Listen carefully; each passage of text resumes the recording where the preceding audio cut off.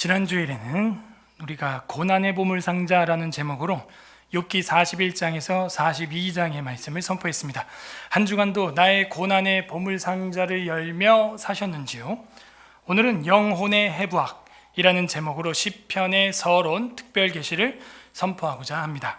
다 함께 따라하겠습니다. 영혼의 해부학. 우리는 영혼의 해부학을 전공하고 있습니까?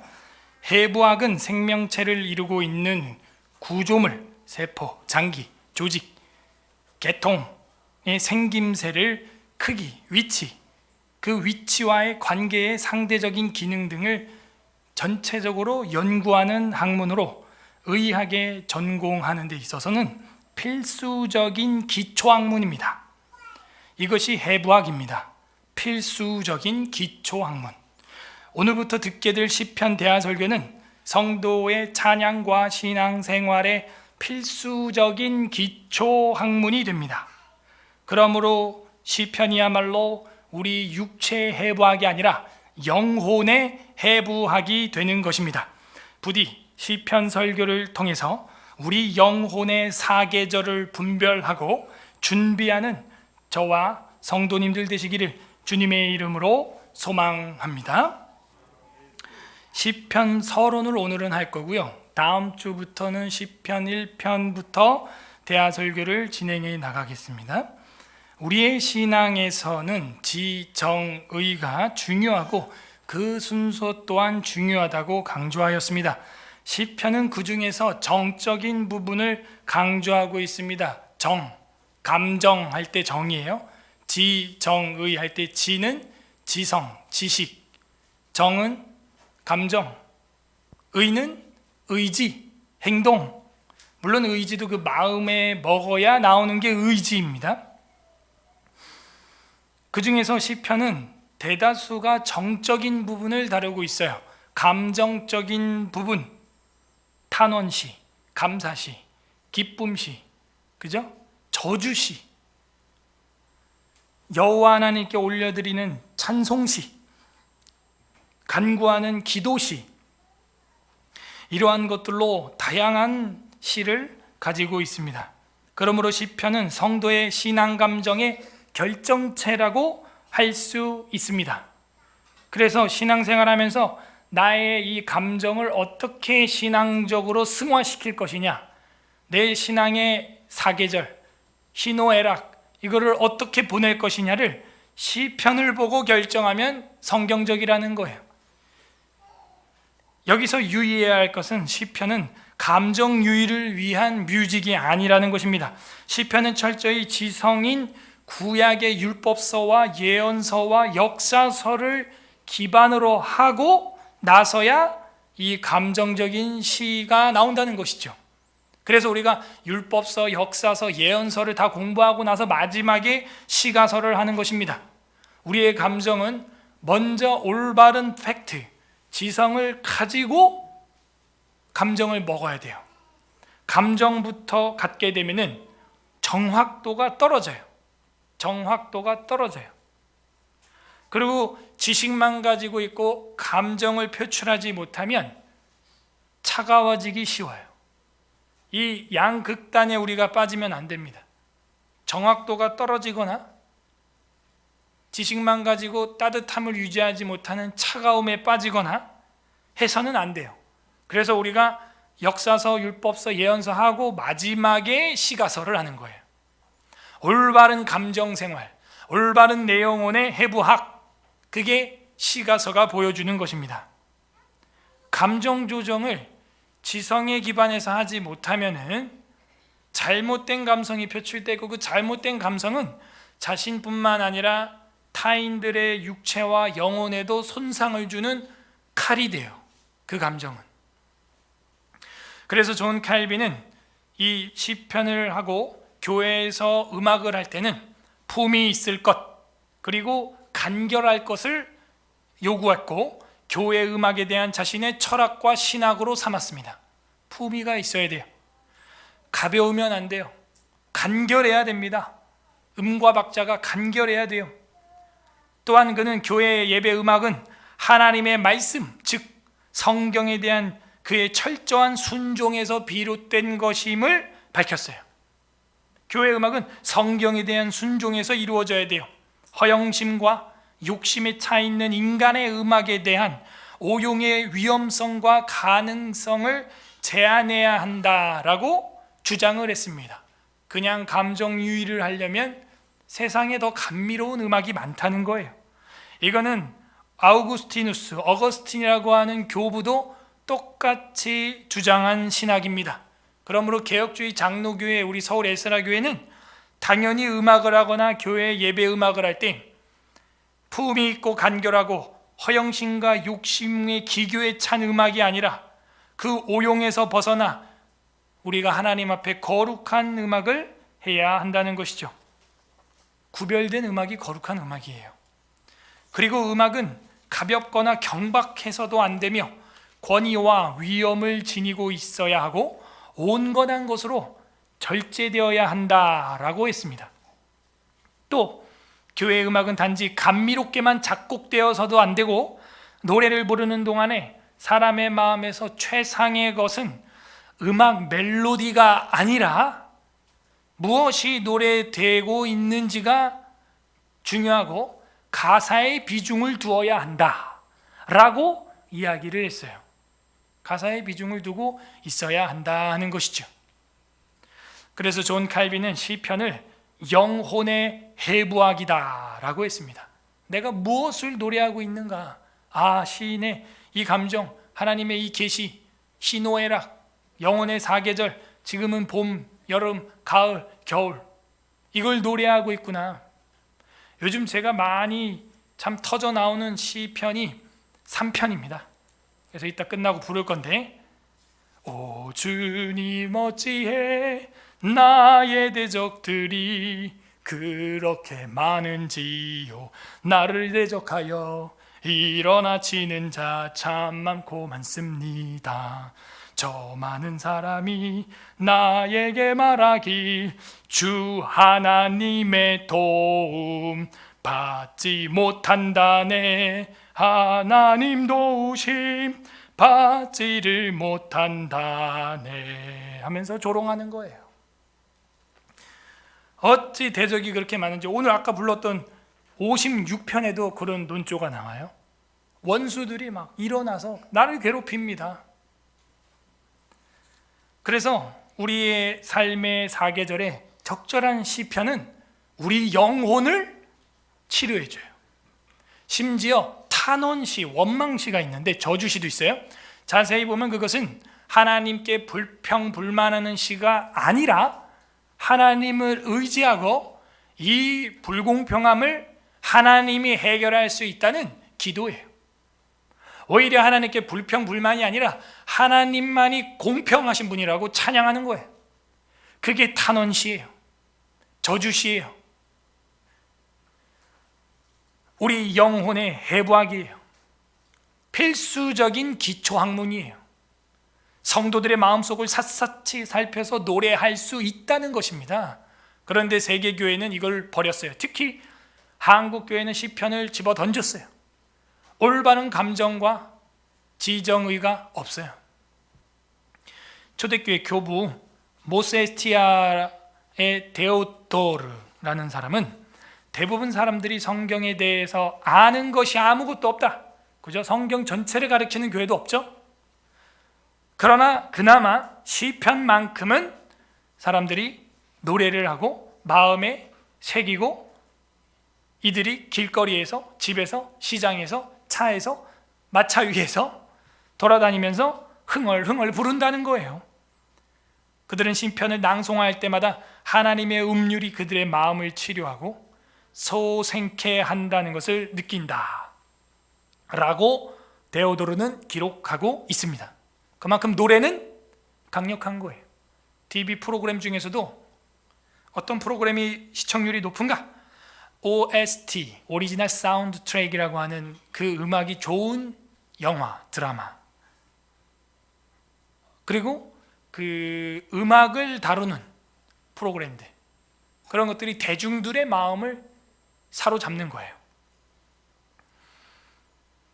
그래서 이 음악이라고 하는 것은 아주 사람한테 강력한데, 이 성경에 나오는 음악은 우리의 영혼을 흔드는, 영혼을 교정하는 그런 치료의 능력이 있다는 것입니다. 시편은 하나님을 사랑하는 성도들의 삶에 깊숙이 역사하는 성경 말씀인 것입니다. 시편은 이처럼 공동체와 개인이 하나님께 올려드렸던 노래이면서 기도예요. 쿰난 동굴에서 발견된 인류 역사적 고고학적 발견이 뭐죠? 사해사본이죠. 이 사해사본 중에도 사본 중에 가장 많은 사본이 어떤 것이냐? 바로 시편이에요. 시편 쪼가리가, 파피루스가 가장 많이 발견됐어요. 그 쿰난의 공동체는 어떤 공동체였다는 거예요? 시와 찬미를 부르고 사본을 뜨고 복사하고 그걸 후손들에게 알려주고 그 고난과 그 힘든 박해 속에서 동굴 생활하면서 신앙을 지키는 공동체였다는 거예요. 우리 서울 에스라교회는 무엇으로 우리 마음의 위로를 삼고 신앙의 힘을 얻습니까? 그 시편이에요. 어찌에 이방 나라 그들이 분노의 민족들을 괴롭힐 수 있겠어요? 우리 주님이 철장으로 부시는데요, 허사를 꾸밀 수 있겠어요? 기만할 수 있겠어요? 우리 성도들은 시편을 부름으로써 이 어려운 난국들을 이겨나가야 됩니다. 극복해 나가야 돼요. 쿰난의 공동체보다 더 뛰어난 차원의 예수 그리스도의 신앙으로 뛰어넘어야 되는 것입니다. 70인역이라고 하는 성경이 있는데, 구약 성경 MT라고 하는 마소라 사본을 헬라어 그리스어로 번역한 성경인데 70명 정도 되는 위원이 번역을 했다 그래서 70인경이라고 하는데요, 그 70인경도 사본이 제일 많이 발견된 게 시편이에요. 창세기가 아니에요. 시편이에요. 그만큼 시편은 중요해요. 왜?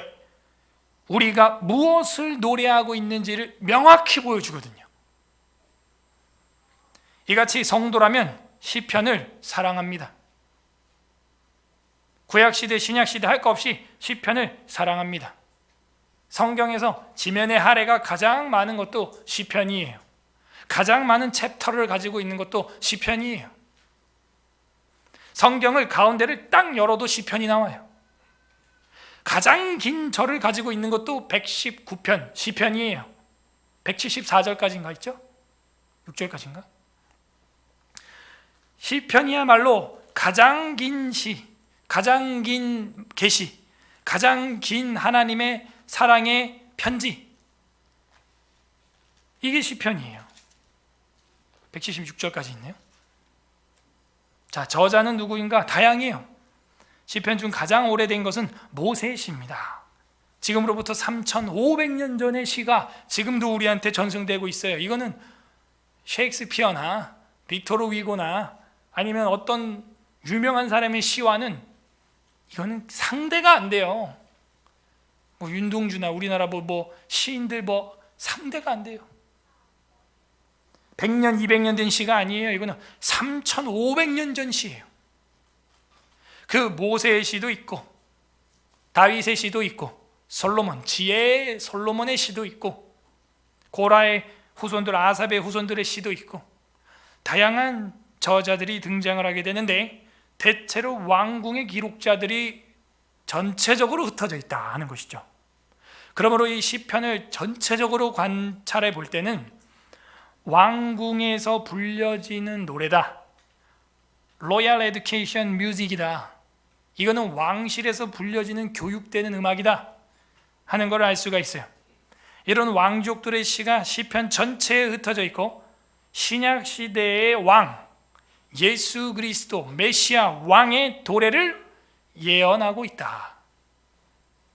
그를 마지막 소망으로 지속시키려는 의도가 철저하게 본문에 보인다 하는 거예요.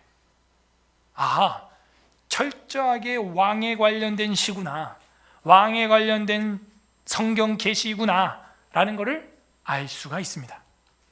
그래서 이 왕에게 교육을 받고 싶은 분들은요, 로얄 에듀케이션을 받고 싶은 분들은요, 시편을 많이 보고 가르치면 돼요. 아이들에게 왕족 교육이에요. 잠언 말할 것도 없고요. 그러므로 메시아 왕의 대망 사상을 갈망하면서 그 왕족들이 교육을 받았던 통치 방식, 노래 방식, 그게 바로 시편이다. 그래서 이런 모세나 다윗이나 솔로몬이나 르무엘 왕이나, 그죠? 그의 어머니 시나, 뭐 이런 것들이 막 시가서 전체에 흩어져 있는 거예요. 최고의 노래, 최고의 교육 본문이 되는 것입니다. 그래서 그런 다양한 사람들이 써서 5권으로 엮여져 있습니다. 그래서 구조로 넘어가 보면은 5권이에요. 여러분 1편에 보게 되면은 제1권 이렇게 돼 있어요. 제1권, 그죠? 그리고 42편에 보게 되면 제2권 이렇게 돼 있어요. 그 다음에 제3권은 73편부터 시작되고 90편에 4권, 107편에 5권 이렇게 돼 있어요. 5권이에요. 5권. 뭐가 5권으로 또 돼 있죠? 율법서가 5권으로 돼 있어요. 뭐예요? 창세기, 출애굽기, 레위기, 민수기, 신명기. 지정의, 올바른 지성, 올바른 하나님에 대한 암, 율법을 제대로 배운 사람은 제대로 된 감정으로 찬양을 또 5권 내에 놓는 거예요. 그렇게 해석한 학자도 있어요. 재밌게. 재밌죠? 예. 아, 그렇구나. 올바로 하나님의 율법을 배운 자는 그 율법을 가지고 찬송을 터트려냅니다. 그래서 1편에 나오는 게 복 있는 사람은 여호와의 율법을 즐거워하여 주야로 묵상하는 자라는 거예요. 그러니까 그 찬송이 어디에 기반하고 있다? 율법서에 기반하고 있다는 것을 성경을 통해서 우리는 확실히 알 수 있죠. 그래서 시편 1편이 복된 것입니다. 중요한 거예요. 자, 그건 이제 다음 주에 제가 1편 들어가면서 강론하도록 하고요.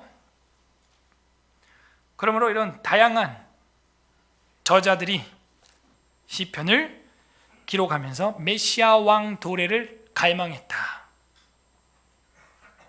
그리고 5권으로 나눠놨습니다. 자, 제1권 1편부터 41편까지는 다윗과 사울의 갈등이 많이 나옵니다. 다윗과 사울 왕가의 갈등. 그래서 여호와 하나님이라는 말이 많이 나와요. 왜? 다윗이 요청하니까. 여호와 하나님. 그래서 이 다윗이 73개의 시편을 기록했는데 정확히 보면은 다윗이 기록했다라고 보긴 좀 어렵고, 레라고 하는 히브리어가 모든 책에 들어가는 걸 볼 때 이 레라고 하는 히브리어는 굉장히 복잡한 전치사예요. 뭐뭐가, 누가라는 말도 되지만 뭐뭐에 의해, 뭐뭐를 통해, 뭐뭐 안에, 뭐뭐에로부터 뭐 등등, 뭐뭐에서 나와 뭐 등등, 뭐뭐에 곁들여 뭐 등등. 그래서 꼭 다윗이 쓴 노래라고는 할 수 없어요. 다윗과 함께 뭐 다윗의 곁에부터 되고 뭐 다윗의 무슨 이야기 때문에도 되고, 어쨌든 다윗과 관련된 노래가 73개라는 거죠. 꼭 다윗이 썼다라고 할 수 없는 정황을 우리는 시편 안에서 보게 될 겁니다. 그래서 1편부터 41편까지는 다윗과 사울의 갈등이 등장하고 여호와 하나님이라는 그 이름이 등장해요. 많이 나와요. 다음 2권에서는 42편부터 72편까지 다윗의 왕권에 관한 이야기가 많이 나옵니다. 왕권. 하나님이라는 성호가 즐겨 사용되면서 거룩한 이름, 성호, 거룩할 성, 이름 호, 성호. 하나님의 거룩한 이름, 그러니까 여호와 아도나이 말고 엘로힘, 엘샤다이, 그 하나님의 성호가 이름이 사용되면서 다윗의 왕권에 관한 이야기가 주로 나오고, 3권의 73편부터 89편까지는 아시리아의 위기가 나오면서 공동체의 탄식 시가 주로 나옵니다. 공동체의 그 억압에 대한 탄식, 그런 기도를 올리니까 이제 하나님이 들어주시는 거죠. 아수르의 위기, 그게 나와요. 공동체 탄식시. 그 다음에 제4권에서는 90편부터 106편까지 성전 파괴와 포로기의 회상이 나옵니다. 여호와의 왕권이 주된 시가 되죠. 주님이 우리를 포로에서 돌려보낼 수 있습니다. 하나님만이 우리를 포로에서 돌려보낼 수 있습니다. 성전이 파괴됐지만, 포로로 잡혀왔지만 주님이 돌아가게 하십니다. 성전 파괴와 포로기를 회상하는 내용이 4권에 나옵니다. 제5권 마지막에는 포로기에서 돌아온 일에 대한 묵상과 새 시대의 새 시작에 대한 기대와 찬양. 그래서 마지막이 할렐루야 하면서 끝나요. 할렐루야, 할렐시. 포로기에서 돌아온 일에 대한 묵상과 새 시대의 새로운 시작에 대한 기대와 찬양. 포로귀환과 새 시대 찬양이 나온다 하는 것이죠. 이렇게 해서 5권이 시편으로 엮어져 있다 하는 것입니다. 주제는 뭐냐면 딱 2가지로 갈립니다. 간단하죠? 시편의 주제는 몇 가지? 2가지입니다. 하나는 왕 되신 하나님에 대한 경배와 감사와 찬양, 그 하나님의 임재 앞에 예배의식, 예배 송영, 그거예요. 왕 되신 하나님에 대한 예배의 경배와 감사와 찬양, 그게 목적이에요. 그 하나님을 높이는 거예요. 덕설러지, 그분을 영광, 그분의 송영하여 올려드리는 거예요. 그 다음 2번째 시편의 주제는 고통과 통곡 속에서 기도하는 인간을 향한 창조주의 무한하신 위로와 격려가 계시되어 있습니다. 고통, 통곡 속에서의 그 피조 인간의 창조주에 대한 기도, 무한하신 그 하나님의 그 기도에 대한 응답으로서의 위로, 격려, 이런 게 나와 있어요. 고통과 통곡을 하니까 하나님이 위로해 주시고 격려해 주신다는 거예요. 나훔, 위로해 주시는 하나님. 2가지죠. 하나님께 예배와 경배와 찬양.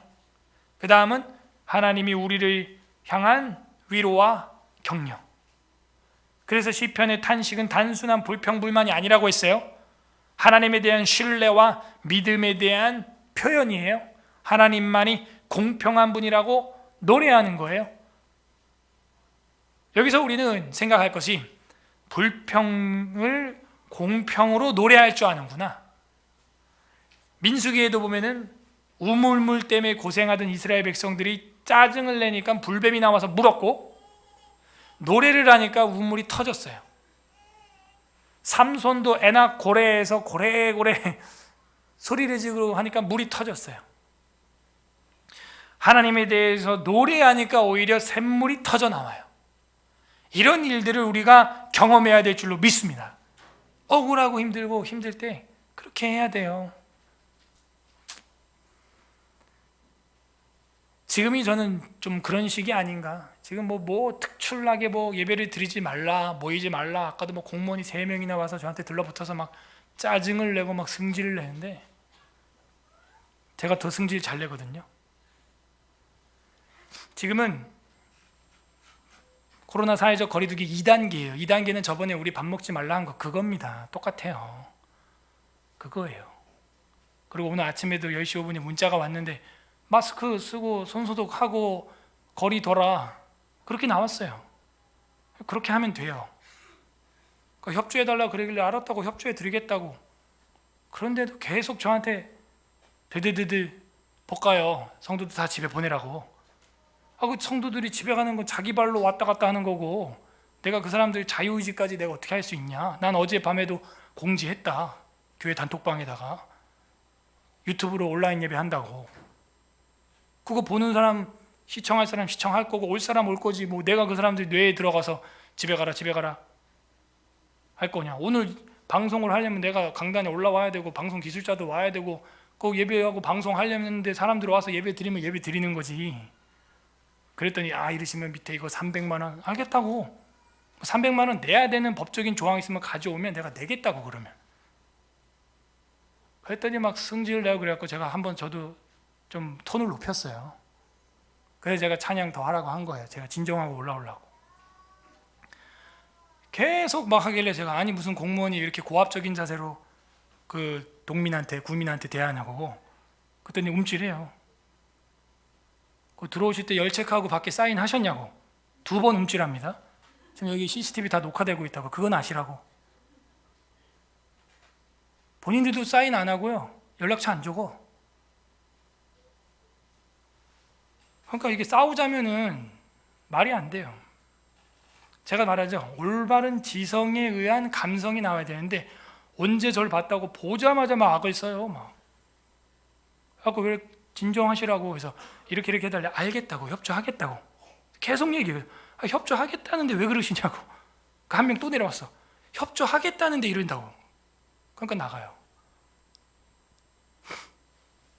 올바른 지식에 의한 감성이 나와야 되는데 그냥 감정 폭발하는 거예요. 그냥 시대가 그래요. 기약 얘기가 나왔으니까 올바른 지정의가 안 되면요 감정이 여러분도 막 왔다 갔다 할 거예요. 지금 여러분만큼은 흔들리면 안 돼요. 예배 안 하고 귀가하실 분들은 뭐 하시는데 감정이 흔들리면 안 된다고요. 그건 올바른 지식에서 나오는 거예요. 자, 어제도 우리 전교인 MT 때도 제가 얘기를 했지만 다시 한번 제가 말씀드릴게요. 지금 확진자가 200명, 300명 올라가는 이유는 검사를 많이 해서 그래요. 이전에 1일 평균 검사량이 8,500명이었고 그 중에 확진자가 0.9% 80명이었어요. 80명. 그죠? 그러면 20명, 30명 나올 때는 검사자가 4,000명이었던 거예요. 그리고 최근에 280명 8.15 이후에 올라간 거는 1일 검사자가 35,000명이 넘어요. 어저께 300명 넘었다 그랬죠. 그러면 1일 검사자가 지금 4만 명, 5만 명가량 육박하는 거예요. 아니요. 검사율, 확진율이라는 게 있죠. 0.9%라는 건 이미 역학 통계로 나와 있는 팩트예요. 그러니까 1000명을 검사하면 10명이 나와요. 100명이 나오고 10명이 나와요. 10,000명 검사하면 100명 나옵니다. 딱 맞아요. 정확해요. 10만 명 검사하면요 1000명이 나오겠죠. 나와요. 지금 확진자가 300명밖에 없을 것 같아요? 그런 순진한 생각을 하면 안 돼요. 그 역학의 기본도 안 된 수준입니다. 해부학이 아니라 역학도 못하는 거예요. 산수도 1%가 나온단 말이에요. 1%가 0.9니까요 100만 명, 1000만 명 1000만 명 검사하면 몇 명 나오겠어요? 1000만 명 검사하면 1%가 몇 명이에요? 10만 명 나와요. 우리 4천만 명 검사하면 몇 명 나오겠어요? 5천만 명 검사하면 몇 명 나오겠어요? 예? 50만 명은 기본으로 나와야 돼요. 그게 정상이에요. 우리나라 코로나 확진자는 지금 최소 50만 명입니다. 그걸 몰라요? 검사를 한 게 8,500명, 5만 명, 이러니까 0.9% 확진자가 나오는 거예요. 이 정도 상식은 여러분 가지고 있어야 돼요. 예? 그동안은 뭐 한 거예요? 검사 안 한 거예요. 검사 안 한 거예요. 제가 하는 얘기는 제 얘기가 아닙니다. 경기도 의사협회 회장이 하는 얘기예요. 유튜브에 치면 다 나와요. 그냥 8월 15일 날 280명 올라갔죠. 그게 8월 15일 광화문에, 제가 광화문 사람들 지지하는 얘기가 아니에요. 잘 들어봐요. 광화문에 모여서 그날 280명이 나와요? 그게 말이 돼요? 그날 모였더니 확진자가 280명이 나왔어요. 나왔어요? 아니에요. 8월 15일 날 280명의 확진자가 나오려면 그 전에 5일 전에 무슨 일이 있었어야 돼요. 그래야 그 5일 뒤에 확진이 나와요. 그 코로나 바이러스가 양성이 나오려면. 이거는 보건복지부 매뉴얼에 나와 있는 이야기예요. 상식, 지정의. 상식이에요, 상식. 그런데 이런 상식도 없이 5일 전에 무슨 일이 있었는지를 연구해야 되는데 5일 전에 무슨 일이 있었는지는 생각 안 하고 5일 뒤 8.15 때 280명 나왔으니까 그날 무슨 일이 있었나 보자 이러고 있는 거예요.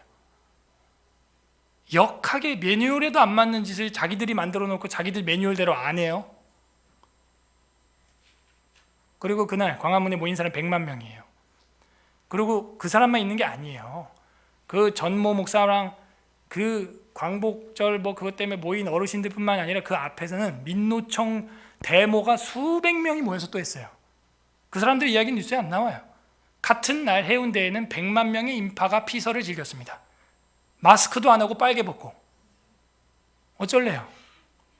그 같은 날 8.15에 제주도 비행기가 콩나물시루로 22만 명이 갔어요. 그건 어떻게 검사할 거예요?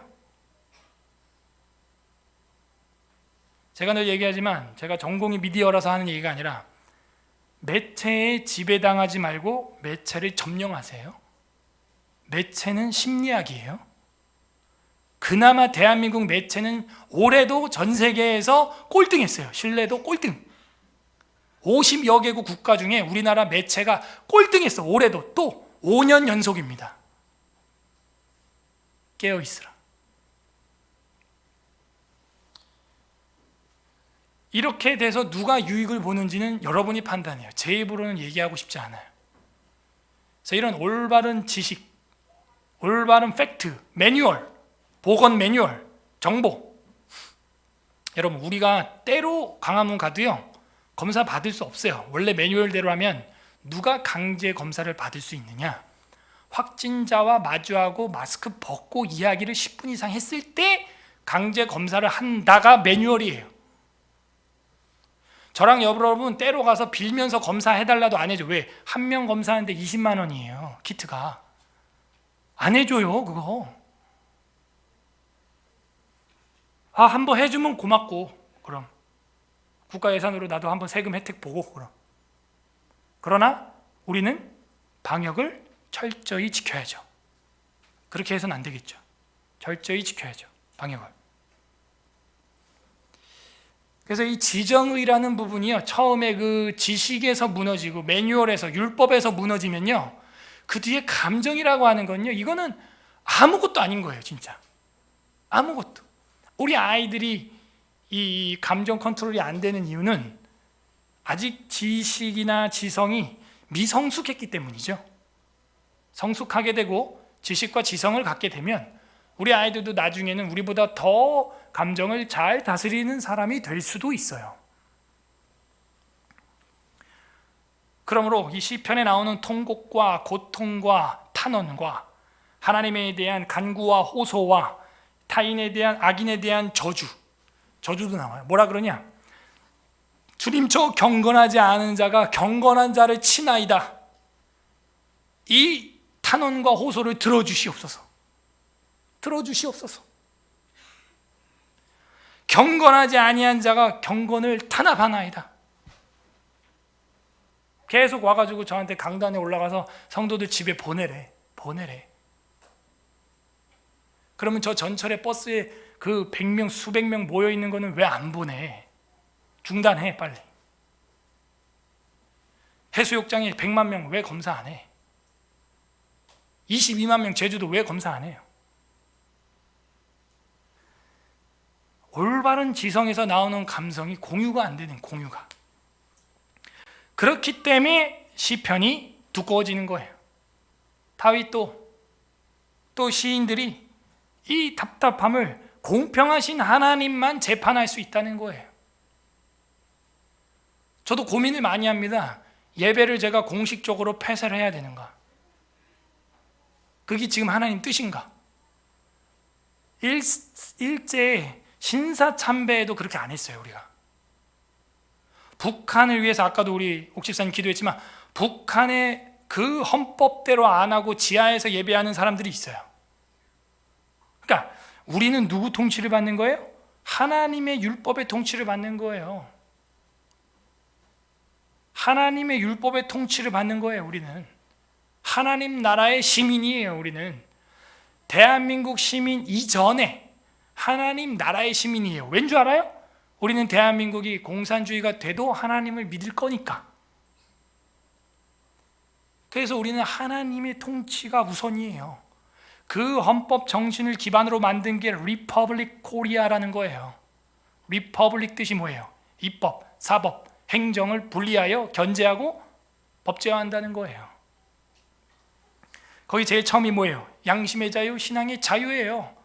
우리가 이단들도 양심의 자유로 여호와의 증인들이 군대를 안 가는 판에 그걸 국가가 또 얼르고 달래주잖아요. 우리가 그 정도도 안 되면 안 돼요. 하나님이 주신 양심을 따라 움직이세요.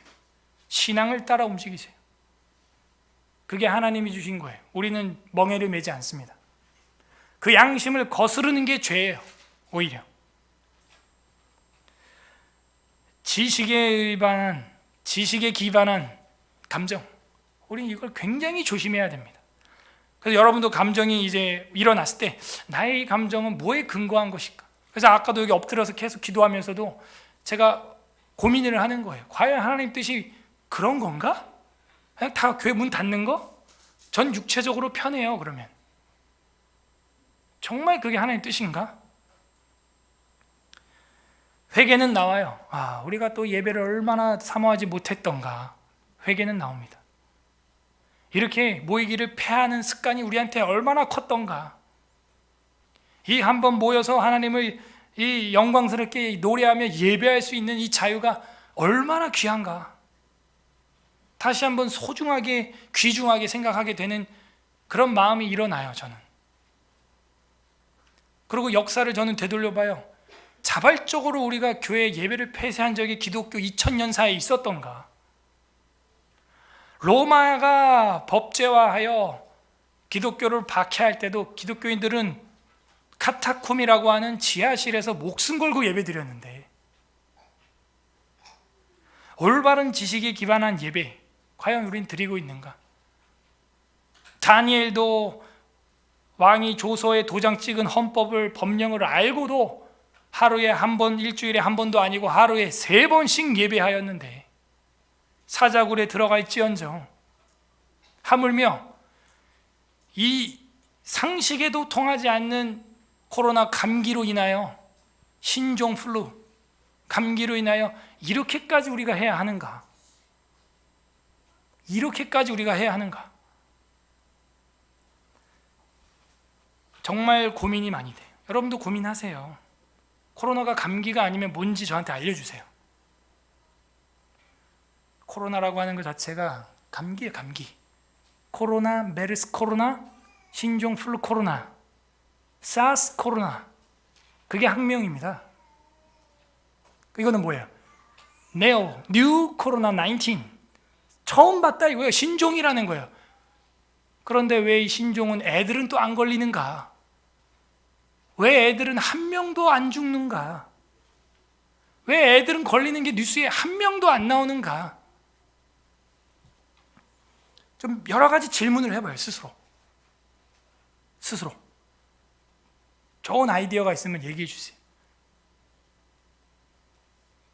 훗날 사람들은 미친 듯이 백신을 맞을 겁니다. 미친 듯이 백신을 맞을 거예요. 누군가는 득을 볼 겁니다.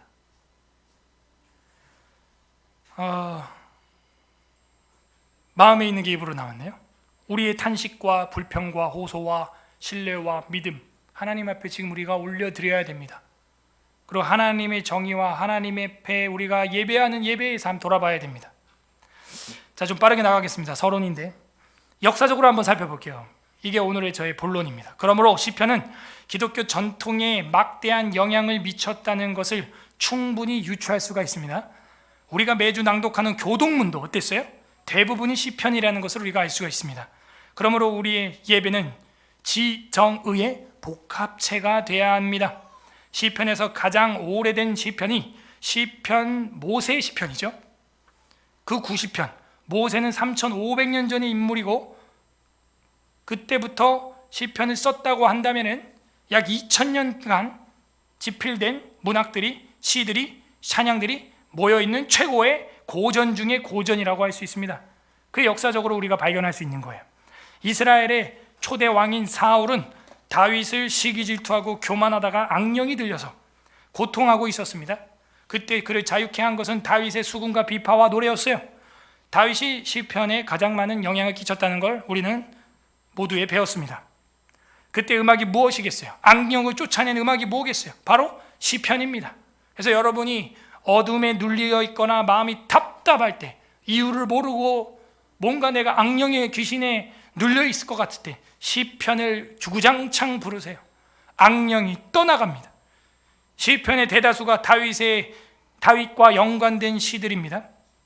이는 다윗을 아마도 메시아적 원형으로 보고 있는 신학 때문일 거예요. 메시아는 누구의 계열로 와요? 다윗의 후손으로 와요. 그래서 이 시편에 다윗이 많이 연관되어 있는 것은 결국 실체로 오실 메시아를 갈망하게 하는 시편의 신학 때문이에요. 유대인들은 6월절이 되면 할렐루야 시편 115에서 118편들을 노래하고 묵상을 했습니다. 심지어 예수 그리스도와 제자들은 감람산으로 갈 때 찬미하며 갔다고 마가복음 14장 26절에 되어 있어요. 예수님과 제자들도 신약시대에 감람산으로 찬미하며 가더라 이렇게 되어 있어요. 그때 찬미한 게 뭐겠어요? 시편이에요. 사도행전 16장 26절에는 바울과 실라가 기도하고 찬미하니 옥문이 터졌다는 거예요. 빌립보 간수가 깜짝 놀랐죠. 할복해 죽으려고 했어요. 그때 바울과 실라가 무슨 노래를 해서 감옥에 문이 터지고 지진이 났겠어요? 시편이에요. 1500년 뒤에 종교개혁을 이루었던 마틴 루터의 유명한 찬송을 아시죠? 내 주는 강한 성이요. 이거는 저 지붕의 기와장이 전부 귀신이 돼서 나를 공격한다 할지라도 나 혼자 정말 공격을 다 받아도 나는 이 솔라 피데, 오직 믿음으로 구원받는다는 이 성경신학을 포기할 수 없다. 저 벽돌이 다 귀신이 돼서 나한테 덤벼도. 그러면서 건반으로 가서 그 끓어오르는 마음으로 쾅쾅 쳤는데 끓어오르는 감정이 문제가 아니에요. 그 노래는 시편 46편을 기반으로 한 찬양이라는 것이죠. 그 이후에 39년 뒤에 1539년에는 존 칼빈이 이 시편의 귀중함을 알고 처음으로 시편가를 출판하게 되는데 처음에는 22개의 곡밖에 없었어요. 그런데 자기 친구들과 지인들과 작곡가들의 도움을 받아서 150편까지 완료를 하고 죽은 것입니다. 운율과 편집과 작곡에 매진하게 되는데 마로라고 하는 사람과 베제라고 하는 사람이 그 두 사람이 이걸 완성합니다. 아주 큰 도움을 줘요. 근데 안타깝게도 마로라고 하는 사람이 죽어요. 지병으로 죽어요. 그리고 16세기 대표적인 음악가인 클라우드 구디멜이라고 하는 사람이 화음 작업을 하는데 이 사성부 화음 작업을 하는 중에 로마 가톨릭의 박해가 시작됩니다. 천주교. 저 천주교의 박해가 시작되면서 개신도들의 대학살이 일어나는데 1572년 구디멜이 그 박해로 순교를 당하고 죽어요. 결국 데오도르 데 베제라고 하는 사람이 시편의 운율을 작업을 완성을 하게 됩니다. 지금 우리 손에 들려있고 오늘 불렀던 이 시편은 피가 묻어있는 노래예요. 그렇게 우리가 곡이 어렵다고 버벅거리고는 하지만 사실은 한 박, 두 박밖에 없어요. 우리가 그만큼 안 불렀다는 걸 회개해야 되는 겁니다. 한 박, 두 박밖에 없다니까요. 샵이 있어요? 샵 거의 못 봤는데. 플랫은 좀 뭐 있어요. 샵도 뭐 간혹 있네요. 거의 뭐 달린 게 없는데요. 예. 그리고 나서 2007년 10월에 대한예수교 장로회 합동총회에서 총회 신학부 시편 찬송가 편찬위원회가 만들어졌고 칼빈 탄생 500주년을 기념해서 책을 집필하게 되는데 가사 담당이 신학부장 서창원 목사님, 신소섭 목사님, 음악 담당의 이귀자 교수, 주성희 교수가 맡게 됩니다. 약 2년 동안 사명감을 가지고 전심전력하여 제네바 시편 찬송가를 감히 한국어로 다 번역을 완료하게 되고 2009년 4월 17일 총신대학교 카펠라 홀에서 선보이게 됩니다. 그러나 불려지지 않아요. 교회에서. 500주년 기념사업으로 총회에 막대한 돈을 투자해서 만들었는데 성도들은커녕 목사도 안 불러요. 그러던 중 2012년 2월 서울 에스라교회를 개척한 남궁현우 전도사가 가장 온전하고 성경적인 찬송이 시편임을 깨닫고 그 은혜를 받아서 작곡의 작업에 착수를 하는 중 서창한 교수님을 학교에서 만나게 되고 이미 작곡 작업이 다 되었다는 것을 알게 됩니다. 그리고 작곡을 중단하고 개혁주의 찬양인 칼빈의 제네바 시편 찬송가를 교회에서 부르기 시작하고 추수감사절에는 시편 찬송가 부르기 대회를 열게 되므로 우리 아이들도 이제는 부를 수 있게 되었죠. 150편까지 무려 3번 이상 지금 찬양을 우리가 완주하였고 한 번 더 하면 4번째 완주를 하게 돼요. 할렐루야. 주님의 은혜입니다. 왜 이 피 묻은 영적인 빛을 발하는 이 능력의 영혼의 해부학을 왜 안 부를까요? 그래서 한국교회는 죽어갑니다. 필수적인 기초 학문이 무너지기 때문이죠. 교회 예배의 찬송생활, 음악생활 무너지고 있어요. 신약 성경의 관련 구절은 너무 많아서 볼 수가 없어요. 신약 성경에 활용된 인용된 구약의 시편은 무려 152회가 넘어요. 신약에 나오는 시편만 모아도 152회가 넘어요. 웨스트민스터 신앙고백서 21장 제1항 예배와 안식일에 보게 되면 참되신 하나님을 예배하는 합당한 방법은 그 자신이 친히 정해 주셨으므로 그 자신의 계시된 뜻 안에 한정되어 있다. 그러므로 사람들의 상상이나 고안 그리고 사탄의 지시를 따라 어떤 가견적인 구상을 사용하거나 성경에 규정되어 있지 않는 다른 방법을 따라서는 하나님을 예배할 수가 없다. 성경이 명령하지 않은 노래로 할 수 없어요. 나닷과 아비후처럼 다른 부를 갖다 들이다 타 죽는 수가 있어요. 21장 5항에 보게 되면 경건한 마음으로 성경을 읽는 것과 건전한 설교와 하나님께 순종하여 사려 분별과 믿음과 경외심을 가지고 하나님의 말씀을 정성껏 듣는 것과 마음의 감사함으로써 시편으로 찬송하는 것과 그리스도께서 정하신 성례를 합당하게 집행하고 값있게 받는 것은 하나님께 드리는 통상적인 종교적 예배의 모든 요소들이다.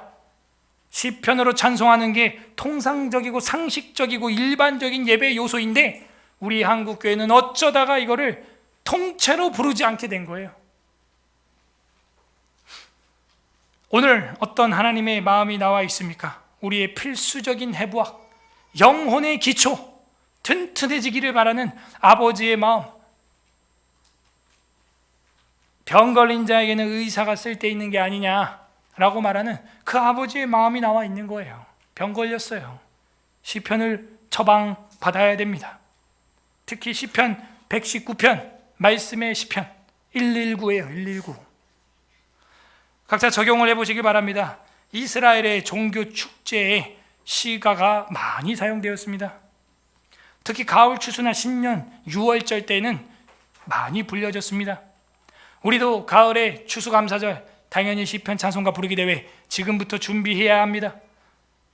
그리고 새해가 되면 역시 하나님께 시와 찬미와 신령한 노래로 오늘 에베소서 말씀처럼 올려드려야 돼요. 이게 성령 충만을 받은 사람의 자세예요. 술 취한 사람은 술에 취해서 세상 가요를 흥얼거립니다. 성령이 취한 사람은 시와 찬미와 신령한 노래를 서로 화답하며 피차 복종하며 순종하는 거예요.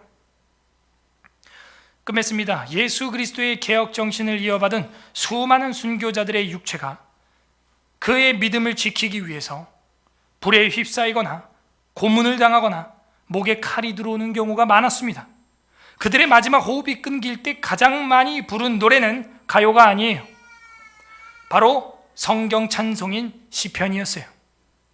우리 믿음의 선배님들은 순교하기 직전에 시편을 가장 많이 불렀다는 것입니다. 자, 우리 주인님 예수 그리스도의 마지막은 어떨까요? 오늘 마지막 성경 누가복음 23장 46절 펼쳐보세요. 누가복음 23장 46절. 누가복음 23장 46절.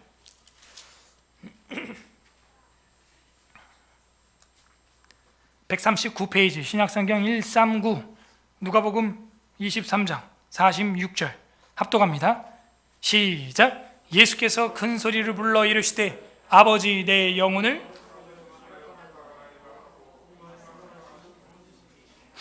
여러분 성경 밑에 관주가 뭐가 달려 있나요? 네, 거기 밑줄을 치세요. 시편 31편 5절. 결국 예수님의 십자가에서 죽으시면서 마지막 말이 뭐예요? 시편이었어요. 어쩌면 우리 믿음의 선배님들과 이렇게 똑같을 수가 있을까요? 저랑 여러분이 마지막에 죽는 순간에 입에서 나와야 할 말이 뭘까요? 시편이 나와야 될 줄로 믿습니다. 저와 여러분도 우리 믿음의 선배님들처럼 우리 주 예수 그리스도처럼 마지막 죽는 순간에 시편을 부를 수 있어야 돼요. 자신 있어요? 큰일 났을 때 우리가 어이쿠 주님, 어이쿠 아버지 하는 것처럼 죽기 직전이 되면 자연스럽게 여호와 나의 목자이시오니 나를 받으소서. 그렇게 돼야 돼요. 시편을 부른 사람은 죽을 준비가 된 사람이에요. 시편은 인생의 사계절을 기록하고 있는 성경 속의 작은 성경입니다. 성도들의 위험한 상황, 성도들의 즐거운 상황, 성도들의 고통의 상황, 그 모든 것에 대한 영혼의 안내서, 영혼의 해부학, 우리의 기초예요. 우린 이걸 연구하고 읊조리고 부르고 마지막 죽는 순간에도 이걸 불러야 돼요.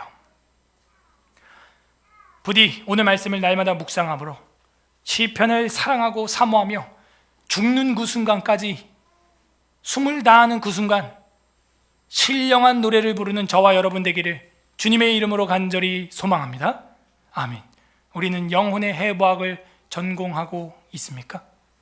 다 함께 우리 기도하는 시간 갖겠습니다. 이 시간 기도할 때 첫 번째, 하나님 우리가 성령에 취하여 이제는 주를 노래하고 시와 찬미와 신령한 노래를 부를 수 있는 길을 열어주시며 우리 주 예수 그리스도의 십자가를 따라 마지막 숨지는 순간까지도 시편을 말할 수 있는 길을 열어주시니 감사합니다. 감사 기도하시고 전 세계 교회가 시편을 안 부르고 한국 교회가 시편을 안 부르는데 150편까지 3번 이상 앞으로도 영원히 부를 수 있는 교회로 인도해 주시니 감사합니다. 감사 기도하시고 두 번째 기도할 것은 필수적인 기초학문인 이 시편을 집어던지고 부르지 않고 급할 때 반사적으로 나오지 않는 나의 영적인 죽어있는 상태, 시편을 버려버린 내 삶, 주님 용서하여 주시옵소서. 회개하는 기도. 세 번째 기도할 것은 하나님, 나도 죽는 순간 믿음의 선배님들처럼 우리 주인님처럼 마지막 시편을 말하고 숨을 거둘 수 있도록 술에 취한 자가 아니라 성령에 취한 성령의 사람이 되게 하여 주시옵소서. 간구하는 기도, 감사와 회개와 간구하는 기도 올려드리겠습니다. 기도합니다. 하나님 아버지 감사드립니다. 시와 찬미와 신령한 노래를 부를 수 있는 교회로 인도하여 주시고